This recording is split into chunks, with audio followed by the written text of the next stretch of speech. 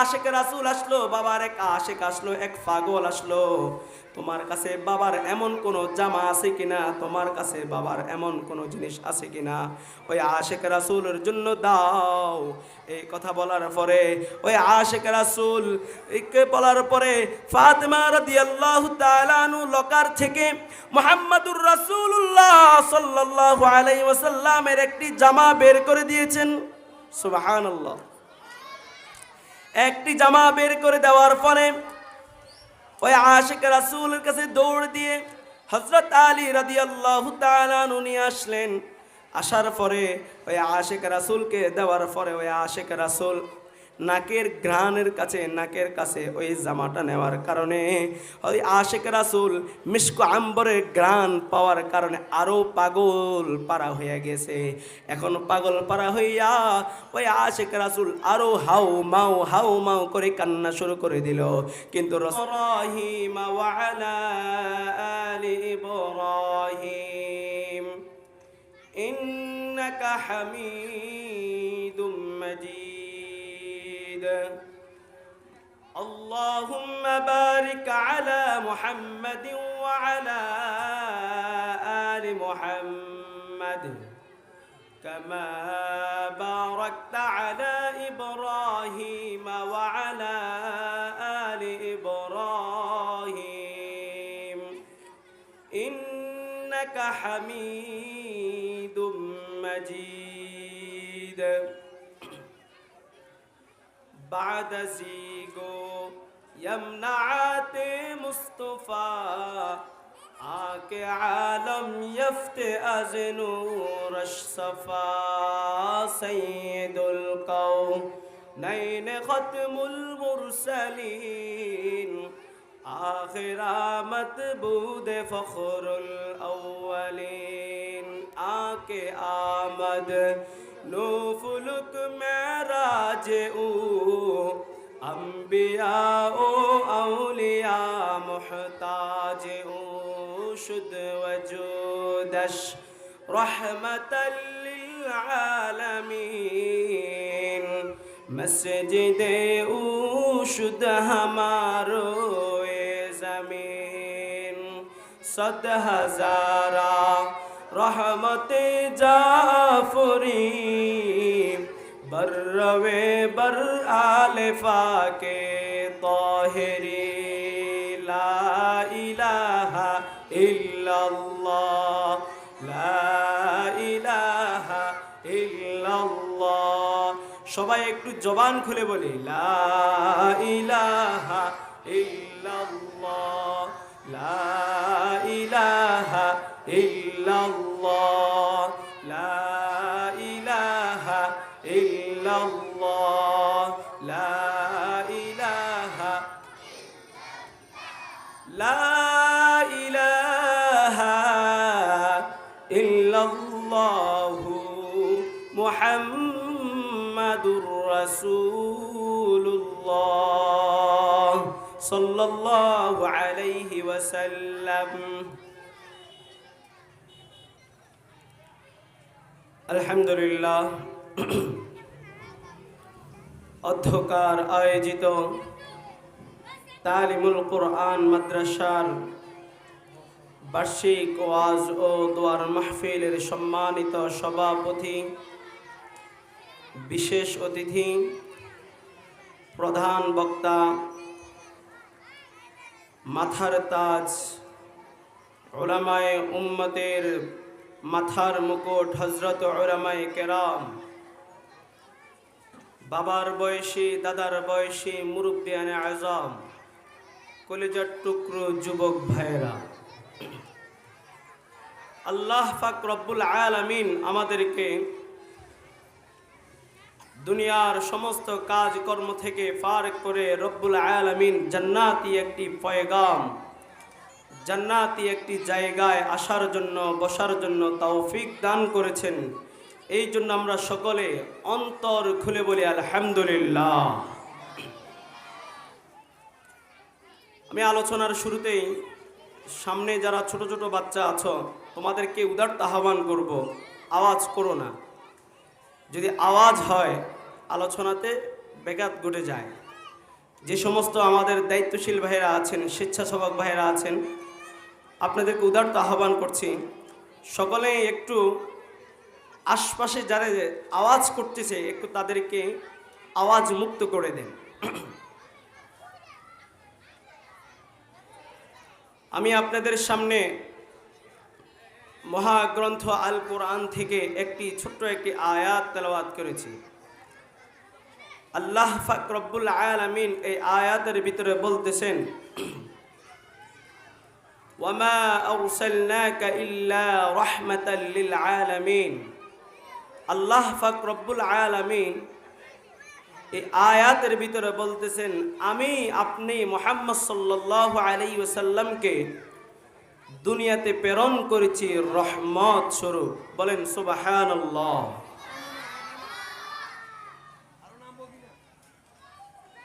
আল্লাহু আকবার। আল্লাহর হাবিব মুহাম্মদুর রাসূলুল্লাহ সাল্লাল্লাহু আলাইহি ওয়াসাল্লাম দুনিয়াতে আগমন যখন করেছিলেন, এই আগমনকে উপলক্ষ করে রব্বুল আলামিন আমাদের জন্য রহমতের বার্তা পাঠিয়ে দিয়েছেন। সুবহানাল্লাহ। আল্লাহ পাক রব্বুল আলামিন কোরআন মাজিদের ভিতরে স্পষ্ট ভাষায় বলে দিয়েছেন,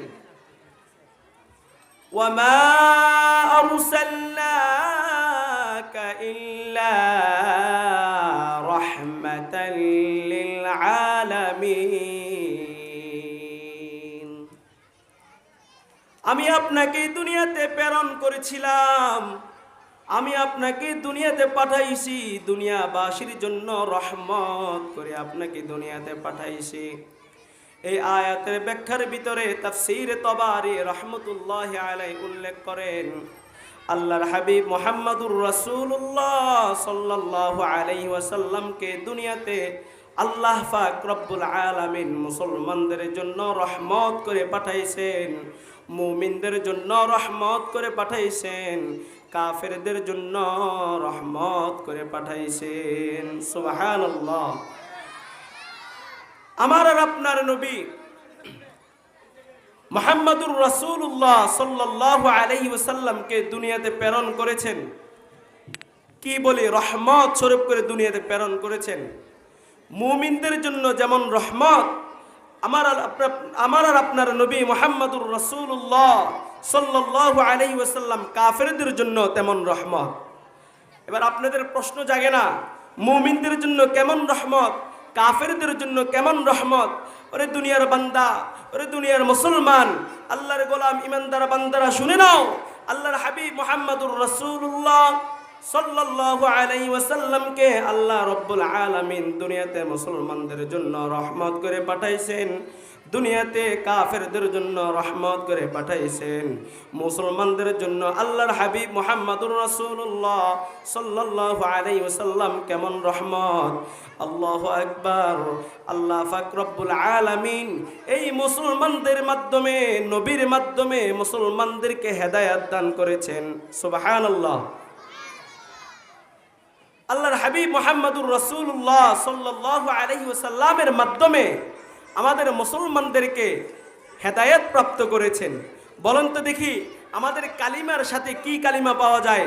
লা ইলাহা ইল্লাল্লাহু মুহাম্মাদুর রাসূলুল্লাহ সাল্লাল্লাহু আলাইহি ওয়াসাল্লাম। আল্লাহর নামের সাথে মুহাম্মাদের নাম পাওয়া যায়। আর মুহাম্মদকে যদি অস্বীকার করে সেই ব্যক্তি কাফের হয়ে যায়, আর মুহাম্মদকে স্বীকার করার কারণে সেই ব্যক্তি মুসলমান হয়ে যায়, ইমানদার হয়ে যায়। এই জন্য তাফসীর তবারির ভিতরে উল্লেখ করেন, আল্লাহ পাক রব্বুল আলামিন আমার আর আপনার নবী মুহাম্মাদুর রাসূলুল্লাহ সাল্লাল্লাহু আলাইহি ওয়াসাল্লামকে মুসলমানদের জন্য হেদায়েত করে পাঠাইছেন। আর মুসলমান তাকে বিশ্বাস করেছেন, মুসলমান তাকে বিশ্বাস স্থাপন করেছেন, মুসলমান তাকে তার আদর্শ মতো জীবন যাপন করেছেন। এই জন্যই মুসলমানদের জন্য আমার আপনার নবী মুহাম্মদুর রাসূলুল্লাহ সাল্লাল্লাহু আলাইহি ওয়াসাল্লাম রহমত। সুবহানাল্লাহ। এবার আসেন, আমার আর আপনার নবী কাফেরদের জন্য রহমত। আমার নবীর পূর্বে যতজন নবী দুনিয়াতে আসছেন, প্রত্যেকজন নবীর উম্মতকে আল্লাহ পাক রব্বুল আলামিন বিভিন্ন আযাব দিয়া গজব দিয়া ধ্বংস করে দিয়েছেন। কিন্তু আমার নবী আসার পর থেকে কিয়ামত পর্যন্ত কোনো কাফেরকে, কোনো মুশরিককে, কোনো বেঈমানকে আল্লাহ পাক রব্বুল আলামিন সাথে সাথে আযাব দিয়া, সাথে সাথে গজব দিয়া তাদেরকে ধ্বংস করবেন না। সুবহানাল্লাহ। এই জন্যই আমার নবী উম্মতে মুসলিমার জন্য হেদায়াত, রহমত। আমার নবী কাফেরদের জন্য রহমত। আল্লাহু আকবার। তাফসীর তবারির ভিতরে উল্লেখ করেন, তাফসীর তবারির ভিতরে তাফসীর তবারির মুসান্নিফ রাহমাতুল্লাহি আলাইহি উল্লেখ করেন, আল্লাহ রাব্বুল আলামিন মুহাম্মাদুর রাসূলুল্লাহ সাল্লাল্লাহু আলাইহি ওয়াসাল্লামকে মুসলমানদের জন্য রহমত করে পাঠাইছেন, কাফেরদের জন্য রহমত করে পাঠাইছেন। মুসলমানদের জন্য রহমত, মুসলমান নবীকে পাইয়া হেদায়েত প্রাপ্ত হয়েছে। আর কাফেরদের জন্য রহমত। আল্লাহু আকবার। এই কাফেররা দুনিয়াতে চলাফেরা করে, এই কাফেররা দুনিয়াতে খাওয়া দাওয়া করে, এই কাফেররা সব কাজ করে, তাদের ব্যবসা বাণিজ্য সব কিছু ঠিক থাকে, একমাত্র নবী মুহাম্মদুর রাসূলুল্লাহ সাল্লাল্লাহু আলাইহি ওয়াসাল্লামের রহমতের উসিলা। সুবহানাল্লাহ। তাহলে বোঝা যায় আমার আর আপনার নবী হযরত মুহাম্মদ সাল্লাল্লাহু আলাইহি ওয়াসাল্লামকে দুনিয়াতে পাঠাইছেন কি বলে? রহমত স্বরূপ করে। মুসলমানদের জন্য রহমত, কাফেরদের জন্য রহমত। এবার আসেন আমার নবীর নামের ভিতরে কি পরিমাণ বরকত। আল্লাহু আকবার। আমার নবীর নামের ভিতরে পর্যন্ত বরকত পাওয়া যায়। কোরআনের ভিতরে খুললে দেখা যায়, তাফসীরের ভিতরে খুললে দেখা যায়, হাদিসের ভিতরে খুললে দেখা যায়। ছোট্ট একটা ঘটনা বলি তাহলে বুঝতে পারবেন।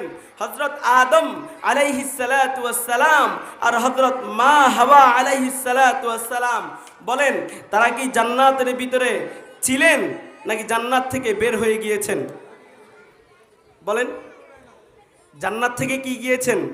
আল্লাহ পাক রব্বুল আলামিন নিষিদ্ধ ফল খাওয়ার কারণে তাদেরকে জান্নাত থেকে বের করে দিয়েছেন। দেখেন আমার নবীর নামের ভিতরে বরকত, কি পরিমাণ বরকত। আমার নবীর নাম আরশে আজিমে আল্লাহ পাক রব্বুল আলামিন চৌকাটের ভিতরে লেখা আছে, লা ইলাহা ইল্লাল্লাহ মুহাম্মাদুর রাসূলুল্লাহ সাল্লাল্লাহু আলাইহি ওয়াসাল্লাম। সবাই বলেন না, লা ইলাহা ইল্লাল্লাহ মুহাম্মাদুর রাসূলুল্লাহ সাল্লাল্লাহু আলাইহি ওয়াসাল্লাম। হযরত আদম আলাইহিস সালাতু ওয়াস সালাম ও হযরত মা হাওয়া আলাইহিস সালাতু ওয়াস সালাম দুইজনকে জান্নাতের ভিতরে রাখলেন আল্লাহ পাক রব্বুল আলামিন। যখন শয়তানের ওয়াসওয়াসায় পড়ে হযরত আদম আলাইহিস সালাতু ওয়াস সালাম আর হযরত হাওয়া আলাইহিস সালাতু ওয়াস সালাম দুইজনে যখন জান্নাতের ভিতরে নিষিদ্ধ ফল খাওয়ার কারণে রব্বুল আলামিন তাদেরকে জান্নাত থেকে বের করে দিয়েছেন, একজন পৃথিবীর এক কর্নারে আরেকজন পৃথিবীর আরেক কর্নারে। আল্লাহু আকবার। হযরত আদম আলাইহিস সালাতু ওয়াস সালাম বারবার দোয়া করেন রবের নিকট, বারবার দোয়া করেন। রব্বুল আলামিন ছোট্ট একটা পয়েন্ট রেখে দিয়েছেন, ছোট্ট একটা কারগুজারি রেখে দিয়েছেন। সেই কারগুজারির কারণেই রব্বুল আলামিন আদম আলাইহিস সালাতু ওয়াস সালামের দোয়া কবুল করেন নাই। সেই দোয়াটাও হচ্ছে আদম বারবার দোয়া করেন, বারবার দোয়া করেন, বারবার দোয়া করেন। আল্লাহ পাক রব্বুল আলামিন আদমের দোয়াকে কবুল করেন নাই। কি কারণে দোয়া কবুল করেন নাই? আদম আলাইহিস সালাতু ওয়াস সালাম আরশে আজিমের চৌকাঠের ভিতরে দেখলো লা ইলাহা ইল্লাল্লাহ মুহাম্মাদুর রাসূলুল্লাহ, এইভাবে যখন নামটা দেখলেন, আর আদম বারবার দোয়া করে রবের নিকট, কিন্তু রব দোয়া কবুল করে না। আদম বারবার দোয়া করে, রব দোয়া কবুল করে না।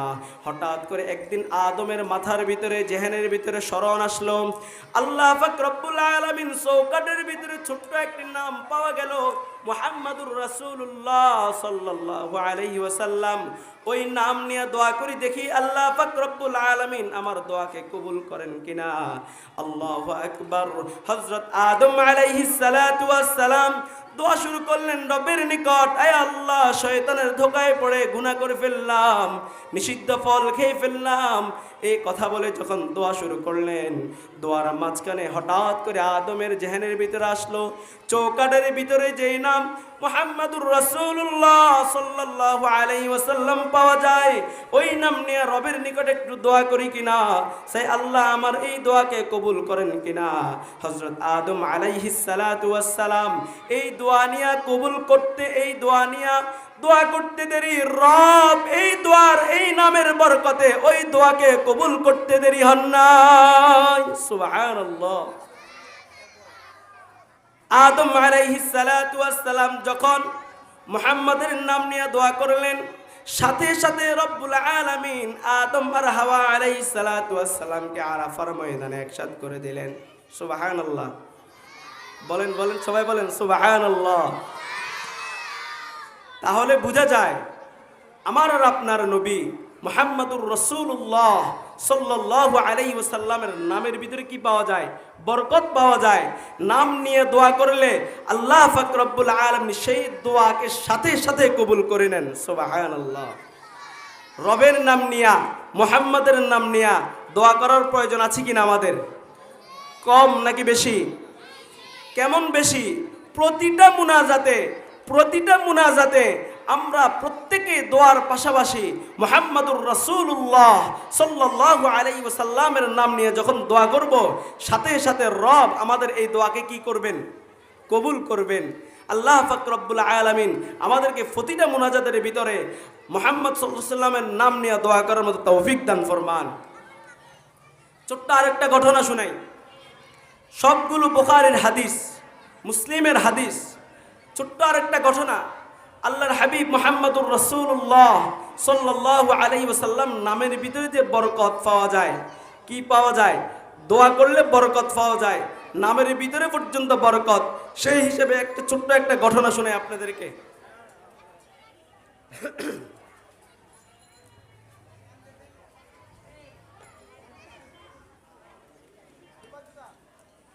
আল্লাহর হাবিব মুহাম্মাদুর রাসূলুল্লাহ সাল্লাল্লাহু আলাইহি ওয়াসাল্লাম দুনিয়া থেকে চলে যাওয়ার কিছুদিন পরে আল্লাহর হাবিব মুহাম্মাদুর রাসূলুল্লাহ সাল্লাল্লাহু আলাইহি ওয়াসাল্লামের জামাই হযরত আলী রাদিয়াল্লাহু তাআলা আনহু রওজার পাশে দাঁড়ানো অবস্থায় আছেন। এমন অবস্থায় এক বেদুইন আলেম, তাওরাতের বড় পণ্ডিত একজন আলেম, রাসূলের মোহাব্বত নিয়ে হযরত আলী রাদিয়াল্লাহু তাআলা আনহুর দরবারে আসলেন।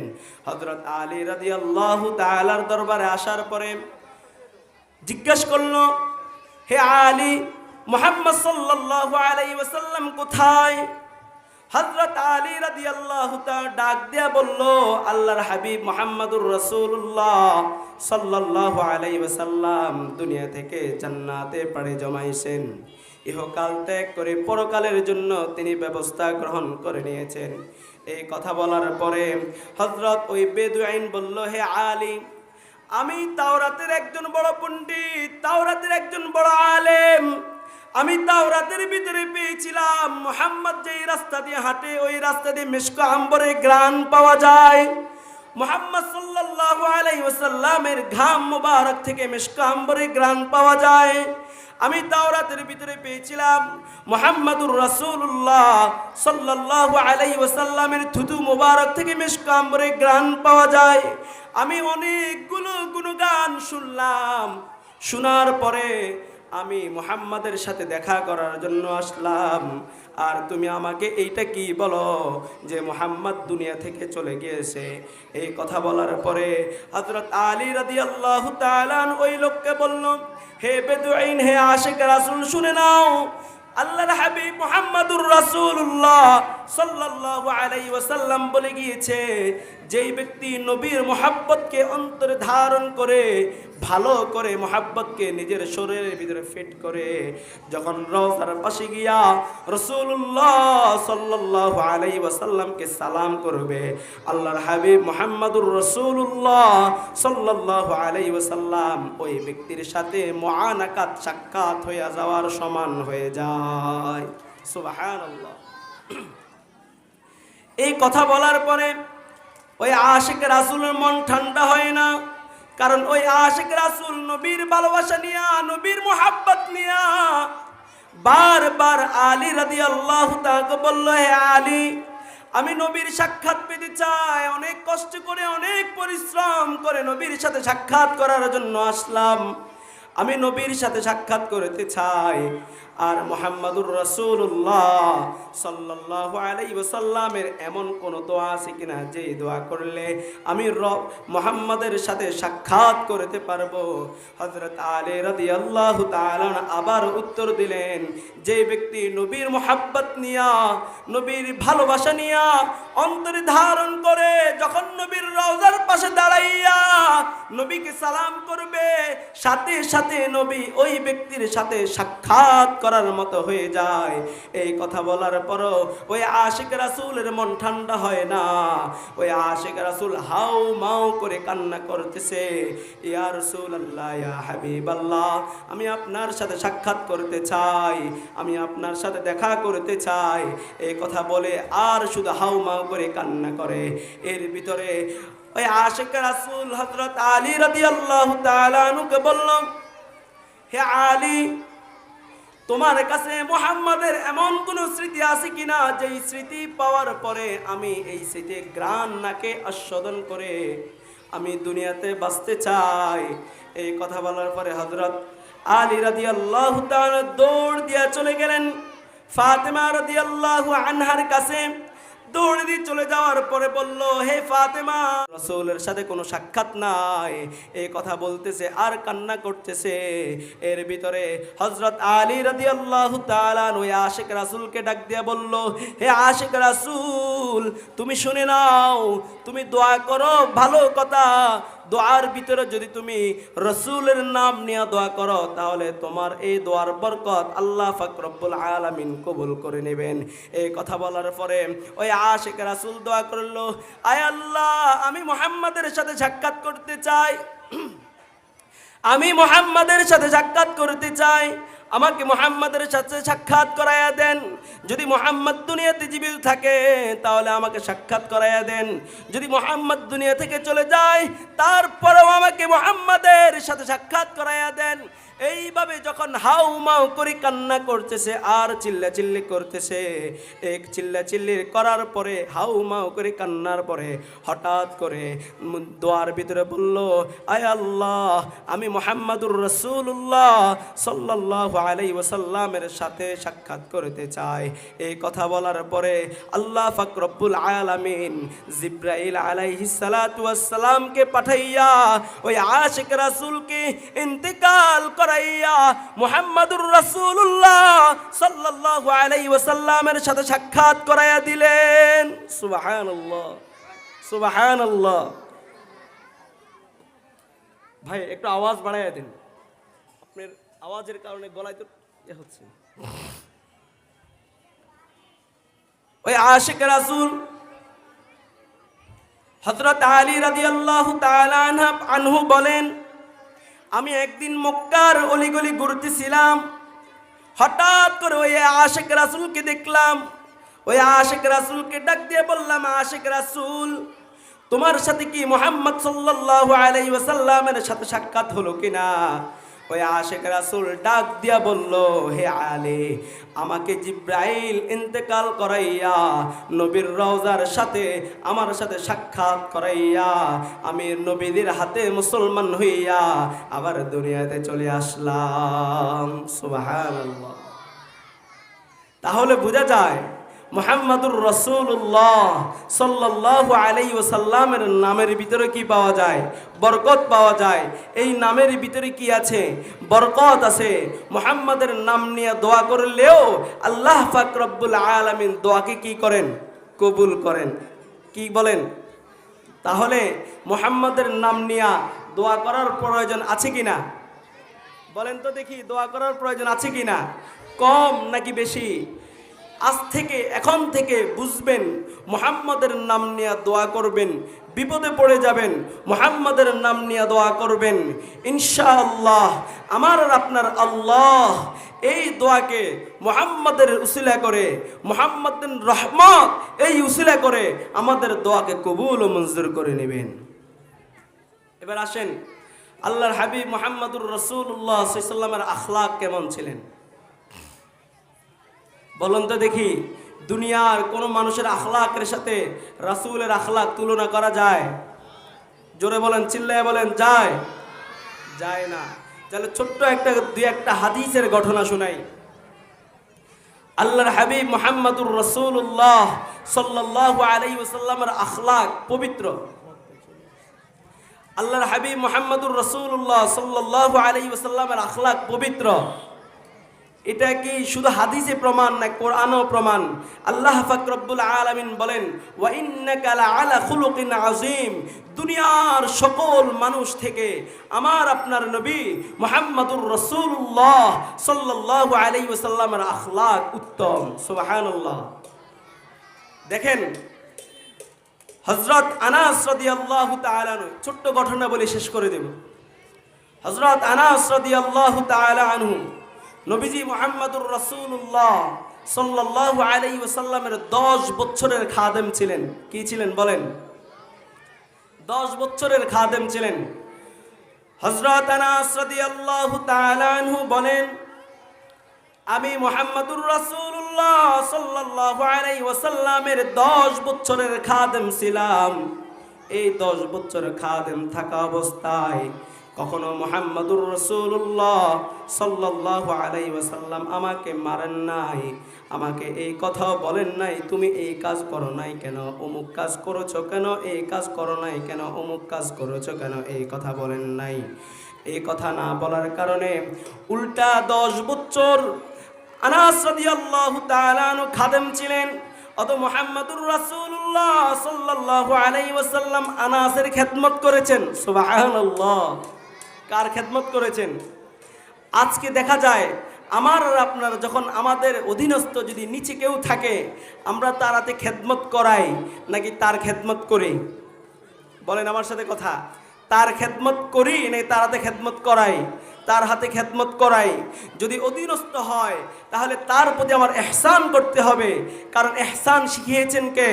আমার আপনার নবী মুহাম্মদুর রাসূলুল্লাহ সাল্লাল্লাহু আলাইহি ওয়াসাল্লাম।